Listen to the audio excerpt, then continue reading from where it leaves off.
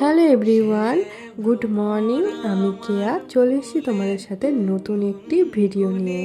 আমি চলে এসেছি ঘুরতে মামার বাড়িতে। আর দেখো এখানে গাছে কতগুলো ফুল। সকালবেলা ঘুম থেকে উঠেই এত এত ফুল দেখলে কার না ভালো লাগে। সকালবেলা ঘুরতে ঘুরতে আসলাম এখানে, আর তোমাদেরকে একটা জিনিস দেখো। এই গাছটা হলো মামার বাড়ির আম গাছ, আর এই গাছটাতে দেখো কতগুলো আম ধরেছে। এখানে তো একটাই আম গাছ আছে, মানে বাড়ির সামনে, আর বাড়ির পেছনে আছে বড় আম বাগান। এটা হচ্ছে বাড়ির পেছন দিকে, আর এখানে বিশাল বড় বড় আম গাছ আছে। এখন আর নেই, আগে আরও ছিল।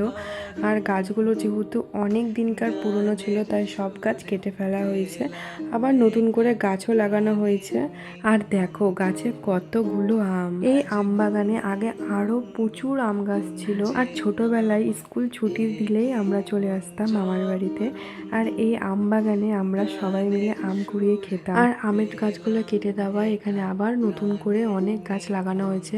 আর এই ছোট ছোট গাছে দেখছো কতগুলো আম ধরে আছে। আর এই যে দেখতে পাচ্ছি, এটা হচ্ছে অনেক বড় পুকুর, যেগুলো হচ্ছে আমাদের শহরে দেখতেই পাবে না। এই যে এখান থেকে শুরু করে আরও দূর আছে, একদম ওই পর্যন্ত শেষ।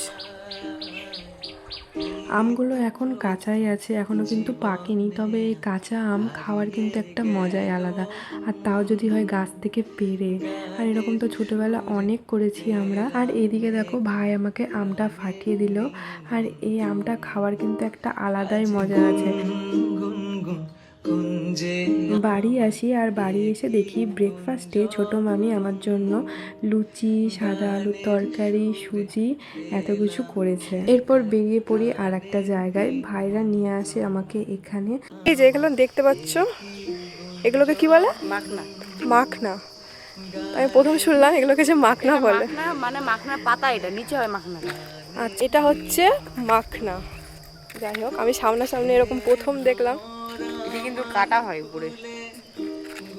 এরপর চলে এসেছি আর একটা আম বাগানে, আর এই গাছের আমগুলো হচ্ছে ফজলি আম।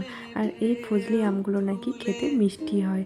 আর এদিকে দেখো ভাই বাঁশ দিয়ে আম পাড়তে না পেরে ও গাছেই উঠে পড়লো।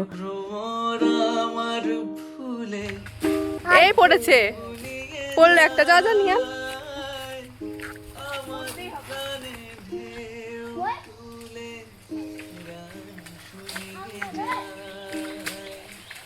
আর জোরে মার।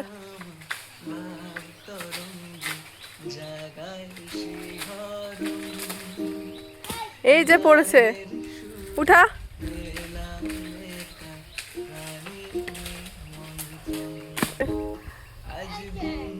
দেখি নিয়ান। তো আমরা ভেবেছিলাম একটু ঘুরতে যাব কোথাও বিকেলবেলা, কিন্তু এত গরম আজকে যে আমাদের আর কোথাও যেতে ইচ্ছা করছে না। তাই জন্য এখন বাড়ির সামনে দুজনে এখন বসে থাকবো, গল্প করবো। তাই বাড়ির সামনেই আমরা বসেছিলাম, আর দেখো গাছে কলাও ধরেছে। আর দেখি হঠাৎ করে বৃষ্টি চলে আসে।